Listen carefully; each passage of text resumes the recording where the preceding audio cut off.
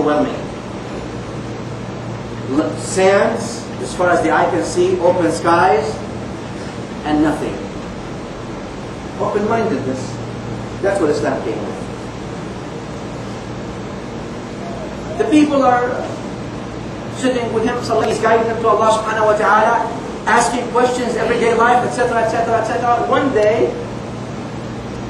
of course, that the migration, let me just retract, the migration of the Prophet sallallahu alaihi wasallam to Al-Madinah came as a consequence of so many things that happened.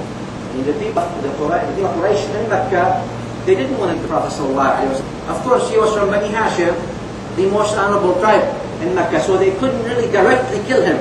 Otherwise, they would have. And they did attempt to kill him all the time, but not directly.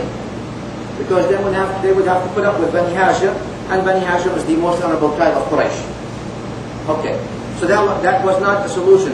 What's the solution? First of all, let's bother him. First of all, let's bribe him. So they came to Abu Taleb, did this, can we negotiate? They thought that the message is negotiable. Of course, the message is not negotiable, because you can't negotiate haqq. There's no negotiation. Haqq and batil can't negotiate. It's either haqq or batil.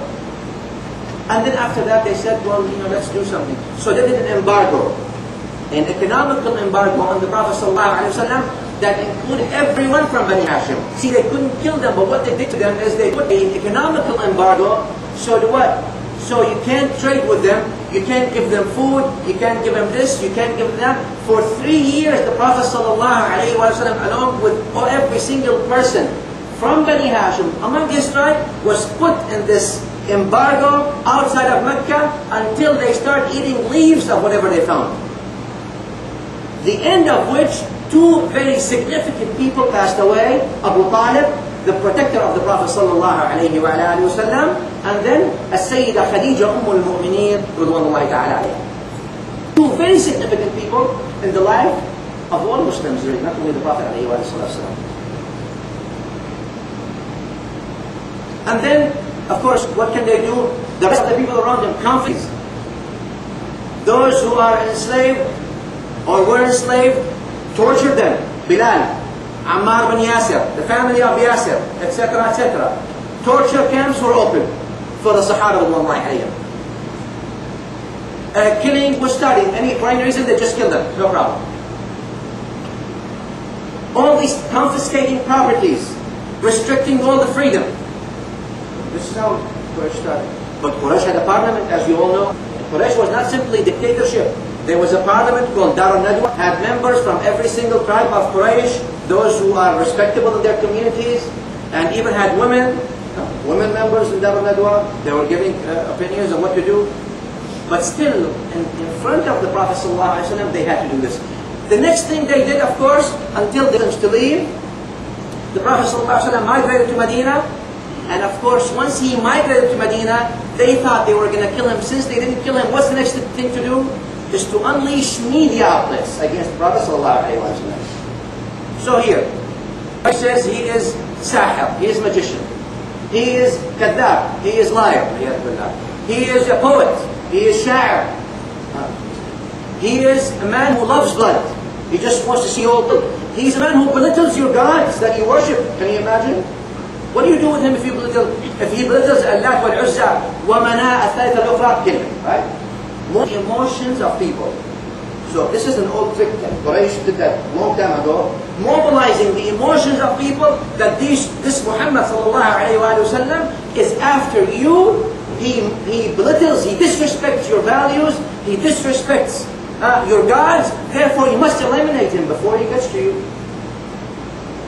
This kind of mentality the Prophet ﷺ lived in the 6th year of Hijrah. We don't have much time to elaborate more on the situation, but you can imagine, in the 6th year of Hijrah, An-Nabi al-A'zam sallallahu alayhi wa sallam orders his companions to do Umrah. They are in Medina. Quraysh was still in Mecca. The armies of Quraysh are in Mecca. Quraysh are in Mecca. They're not moving from Mecca. Their everything, their power, their might, their idols. Quraysh had 300. So not one day you can go without worshipping one idol. Every day there is an idol. For every problem, there is an idol. Goes that idol. Problem here, goes that idol.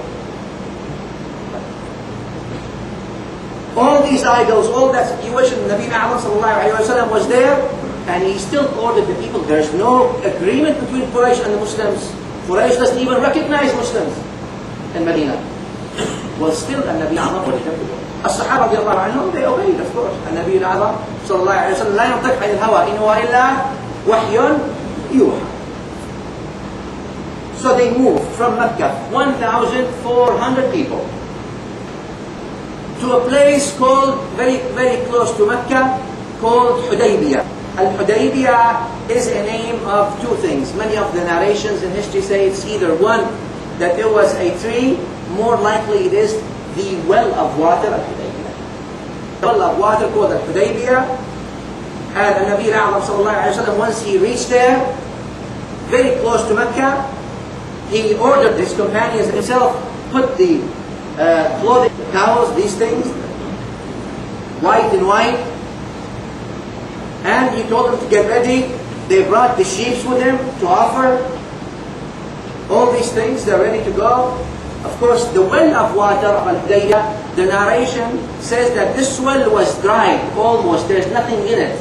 And when the Muslims came to this well, they were kind of upset because there is no water. What do they do since the water was dried out of this, or drained out of this well? And Nabi Muhammad sallallahu alayhi wa sallam made a wudu in that well, and 1,400 people drank from his mouth sallallahu alayhi wa sallam, from the water that came from his mouth. Okay.